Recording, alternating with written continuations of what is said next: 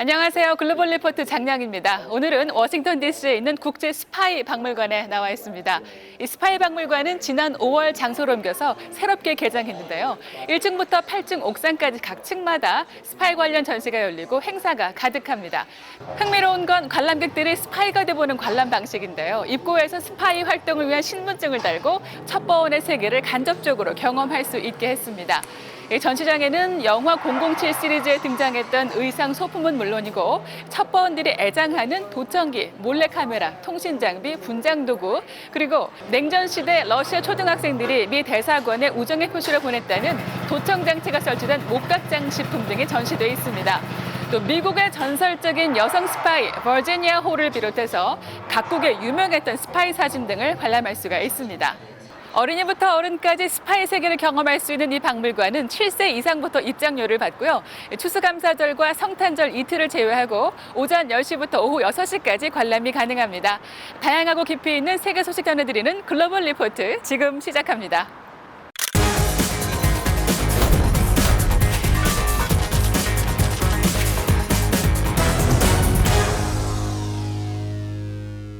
한 주간 전 세계인의 관심사를 해시태그로 살펴보는 해시태그 디스위크 시작합니다.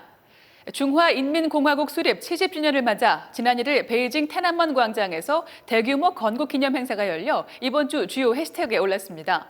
인민복 차림의 시진핑 국가주석은 이날 장점인 후진타오 전 국가주석들과 함께 성례에 올라 공산당에 대한 충성과 국민 단합을 강조했습니다. 시 주석은 또 무게차를 타고天安門 앞에 도열한 15,000여 병력을 사열했는데요. 이어진 역대 최대 규모의 열병식에서는 대륙간 탄도미사일 둥펑 41을 비롯한 중국의 각종 신형 미사일과 다양한 전략 무기들이 공개됐습니다. 중국의 건국 70주년 기념 행사로 분위기가 달아오른 1일, 홍콩에서는 또다시 열린 대규모 시위에서 한 학생이 경찰에 쏜 총에 맞고 중태에 빠졌습니다. 현장을 촬영한 영상을 보면 시위 현장에서 경찰이 권총을 꺼내 실탄을 발사했고 한 고등학생이 좌측 흉부에 총상을 입고 쓰러져 급히 병원으로 이송됐습니다. 지난 여름 송환법 반대 시위가 시작된 이후 시위 참여자가 경찰에 총에 맞은 것은 처음입니다. 홍콩 시위는 지난달 4일 캐리람 행정장관의 송환법 공식 철회 발표 후 잠시 잦아드는 듯 싶었지만 이번 총격 사건으로 다시 격화돼 더 큰 유혈 사태로 번질 가능성이 높다는 우려가 나오고 있습니다. 1986년생으로 세계 최연소 총리를 지낸 제바스티안 쿠르츠 오스트리아 국민당 대표가 지난 29일 열린 총선에서 다시 승리하며 이번 주 주요 해시태그에 올랐습니다. 개표 결과 크루츠 대표가 이끄는 우파 국민당은 38% 이상의 득표율로 승리를 했는데요. 크루츠는 곧 33살의 나이에 두 번째 총리직에 취임할 전망입니다. 크루츠 대표는 지난 2017년 31살에 첫 총리직에 올라 민주적으로 선출된 최연소 정부 수반이란 타이틀을 갖고 있는데요. 지난 5월 연정 파트너인 자유당이 부패 스캔들에 휘말리자 연정을 해체했다가 이번에 조기 총선을 치르고 다시 승리한 것입니다. 일론 머스크 스페이스X 회장이 미국 텍사스주 보카치카의 발사기지에서 차세대 로켓 스타쉽을 발표해 관심을 끌었습니다.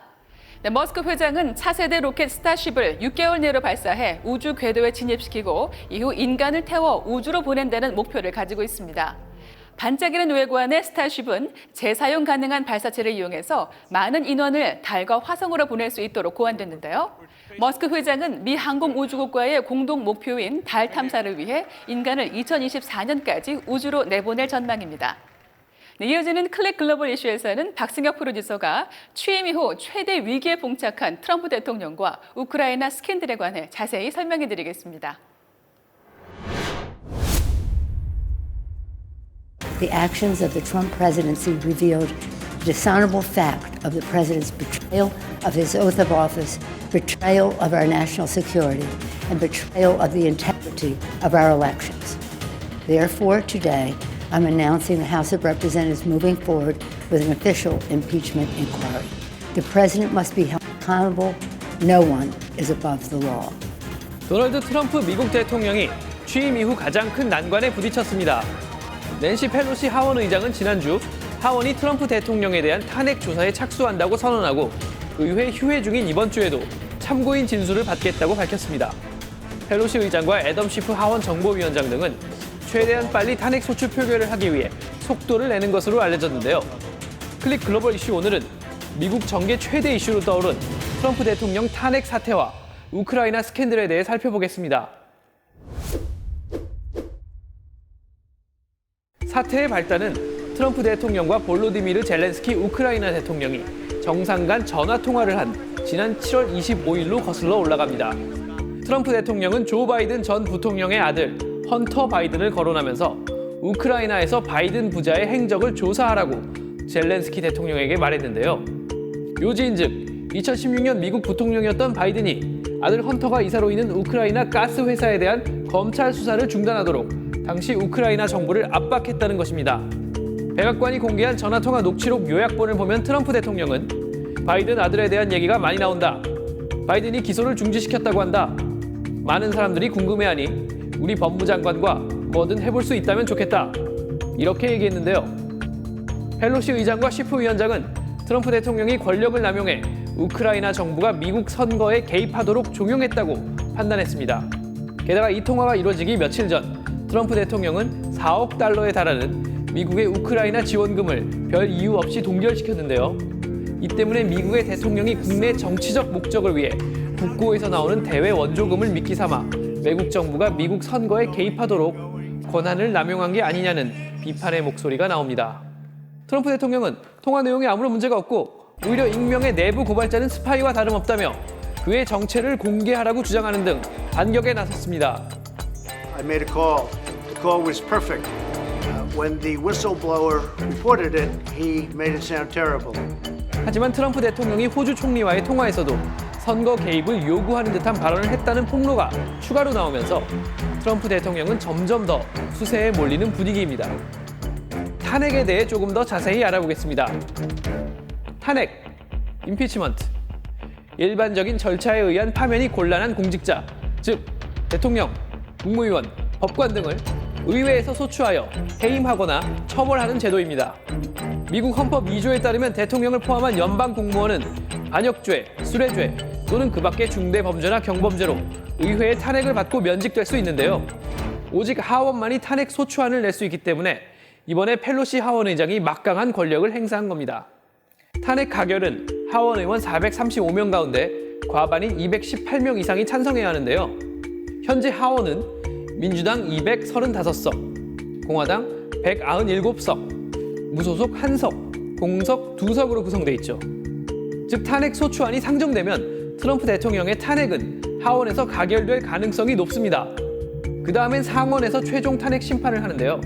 상원 의원 100명 가운데 3분의 2가 찬성해야 합니다.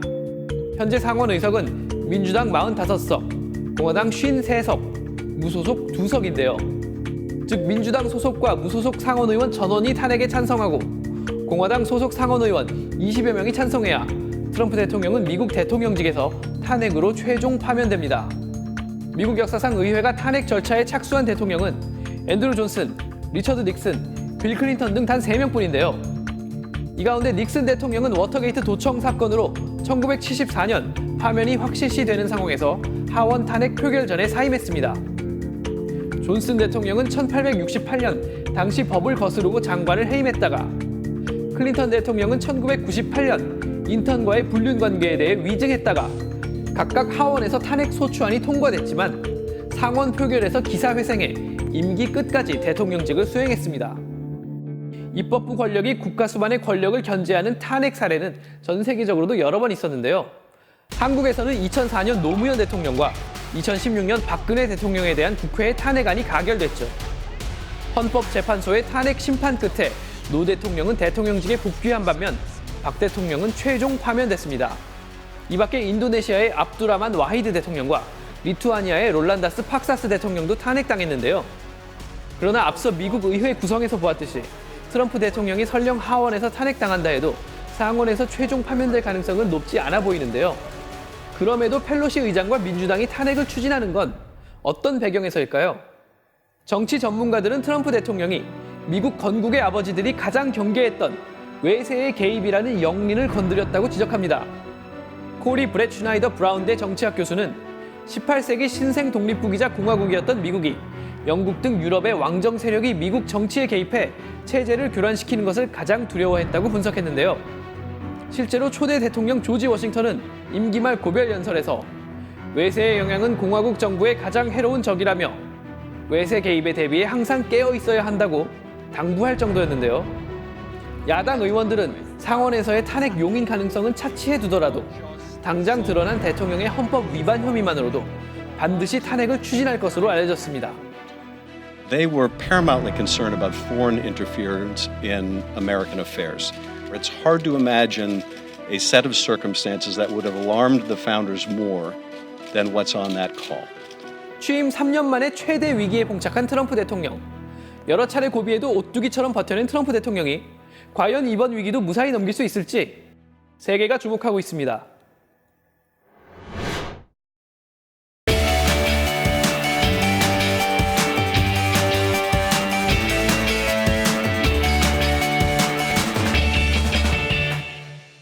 진솔한 이야기를 통해서 미국 사회의 변화, 지역의 역사, 그리고 다양한 삶과 문화를 소개해드리는 글로벌 리포트 아메리칸 데일 시간입니다. 오늘도 현장의 생생함을 전해줄 김관우 프로듀서 함께합니다. 안녕하세요. 네, 안녕하세요. 네, 오늘은 어떤 이야기를 소개해 주실 건가요? 네, 오늘은 흔히 버려지고 있는 재활용 플라스틱과 알루미늄을 업사이클의 화려한 장신구로 재탄생시키는 미국 이민자 자스민 피카렐로 씨를 소개하려 합니다. 혹시 업사이클이라고 들어보셨나요? 업사이클이라고 하면은 버려지는 폐품을 재활용해서 더 좋게 만든다는 그런 의미인데요. 무분별하게 버려지는 쓰레기를 다시 이용하니까 환경에도 도움이 되겠네요. 네, 맞습니다. 자스민 씨가 이 프로젝트를 시작하게 된 동기도 엄청난 양의 버려지는 플라스틱이 재활용되지 못하는 데 대한 안타까움이었었다고 합니다. BOA 센츄럴 취재를 통해 자스민 씨의 이야기를 더 자세히 알아보겠습니다. 네, 자 그럼 자스민 씨 함께 만나보시면서 글로벌 리포트 다음 이 시간에 인사드리겠습니다. This is the bottom of the milk jug. The milk bottles are very good material for jewelry making. It offers two different textures. So we have like a more textured surface, and then we have the very smooth surface, and that allows to create a lot of texture within the piece. I've always been very attracted to just repurposing and recycling in my daily life, just personally. I was just doing it naturally, but then when I learned about the amount of waste that we had in the world, then I started thinking that maybe I should do more. My name is Jasmine Picarello. I am the owner of the fashion company Giulia Lezzi and the founder of Project Meta. Meta means destination in Italian. New destination is literally just not having our plastics in landfills and oceans, but repurposing it and making other things that we're going to use every day and for a longer period of time. I moved to the US when I was 16. I'm originally from Italy, and ever since, from 2011, first focusing on luxury Italian handmade scarves, and then later on developing into upcycled jewelry and accessories, which has eventually become the core of Project Meta.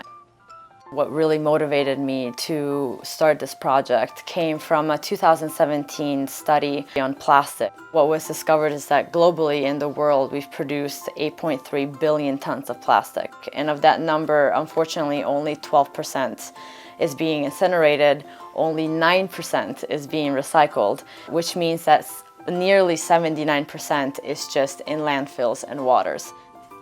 These pieces are created with aluminum. This aluminum comes from coffee pods and soda bottles. So this blue is actually the natural color of the bottle that I've used. We go through a lot of plastic bottles every week, and instead of throwing them away, we're trying to make better decisions with our recyclables by partnering with Meta, and we feel that this is a way to improve the planet one small step at a time. I am a true believer that we don't need just a handful of people recycling and doing zero waste perfectly, but we need a lot of people doing it, even if imperfectly. And so with Project Meta, if we can even help, the one person a day contribute to this initiative and realize that their changes and their actions daily will have an impact, then I think we're heading in a good direction.